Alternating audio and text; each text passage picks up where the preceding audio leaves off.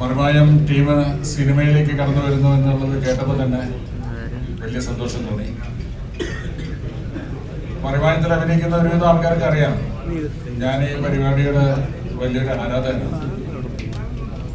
പലപ്പോഴും ഇതിൽ അഭിനയിക്കുന്ന മണികണ്ഠൻ അടക്കമുള്ള ആളുകളെ ചെറിയ തോതിലൊക്കെ സിനിമയിൽ സഹകരിപ്പിക്കാൻ ഞാൻ ശ്രമിച്ചിട്ടുണ്ട്. വിനോദ് ഗോപിയൊക്കെ ഞാൻ അങ്ങോട്ട് കയറി പരിചയപ്പെട്ടില്ല, ഞാൻ ഫോൺ ചെയ്ത് അഭിനന്ദിച്ച് പരിചയപ്പെട്ടിട്ടില്ല.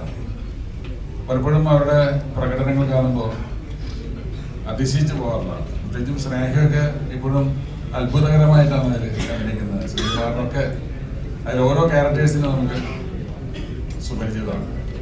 ഇന്നലത്തെ എപ്പിസോഡ് അടക്കം ഞാൻ കണ്ടു, അതിഗംഭീരമാണ്.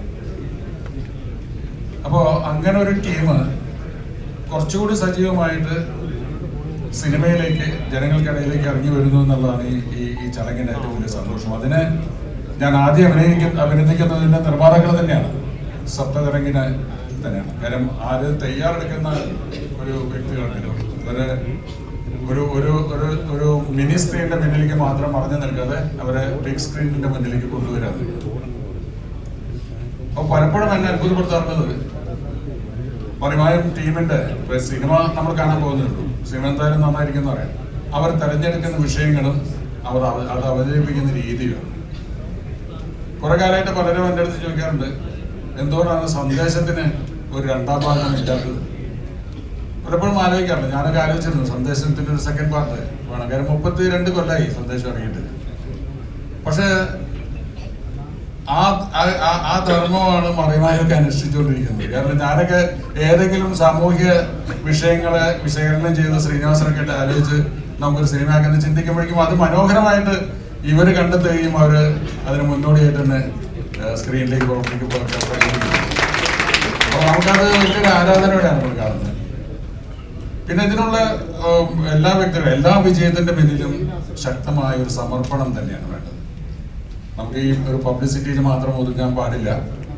ഓരോ എപ്പിസോഡും അതുപോലെ തന്നെ ഓരോ സിനിമയും ആദ്യത്തേതാണെന്നുള്ള രീതിയിൽ തന്നെ നിങ്ങൾ മുന്നോട്ട് കൊണ്ടുപോകണം. അത് മണികണ്ഠനും സലീമിനൊക്കെ നന്നായിട്ട് അറിയാം, അങ്ങനെ തന്നെ ചെയ്യണം എന്നുള്ളത്. കാരണം എല്ലാ വിജയത്തിന്റെ പിന്നിലും കഠിനമായ പ്രയത്നങ്ങളുണ്ട്. എന്നെ ക്ഷണിക്കാൻ വന്ന ഇവരുടെ അടുത്ത് ഞാൻ പറഞ്ഞു, മമ്മൂട്ടിയും മോഹൻലാലും ഒന്നും വെറുതെ അല്ല 40 കൊല്ലം കഴിഞ്ഞിട്ടും ഇവിടെ നിൽക്കുന്നത്. അവർക്ക് സിനിമയോടുള്ള അഭിനിവേശം കൊണ്ടാണ്, ആ ചെയ്യുന്ന കർമ്മത്തിനോടുള്ള ആത്മാർത്ഥം കൊണ്ടാണ്. അപ്പം മമ്മൂട്ടി ഇവിടെ ഇല്ലാത്തതുകൊണ്ട് ഞാൻ പറയാം, മമ്മൂട്ടിയുടെ മുമ്പ് വെച്ചധികം പറയാറില്ല.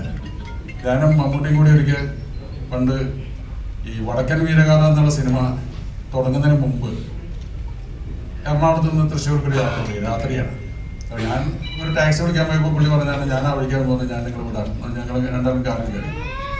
അപ്പോൾ പുള്ളി പറഞ്ഞു, ഞാൻ MT യുടെ ഒരു പുതിയ സിനിമ അഭിനയിക്കാൻ പോകുന്നത്. MT എഴുതിയതാണ്, അത് കുറച്ച് ബുദ്ധിമുട്ടുള്ളതാണ്, കാര്യം ആ ക്യാരക്ടർ ചന്തുവാണ്. അപ്പം ഞാനെന്ത് ചോദിച്ചാൽ കോഴിക്കോട് പോയിട്ട് MT കൊണ്ട് എൻ്റെ പോർഷൻസ് മുഴുവൻ റെക്കോർഡ് ചെയ്യിച്ചു, എന്നിട്ട് അത് കാസറ്റിലിട്ടു. അത് ഞാൻ യാത്രകളൊക്കെ ഇങ്ങനെ കേട്ട് പഠിക്കുന്നത്.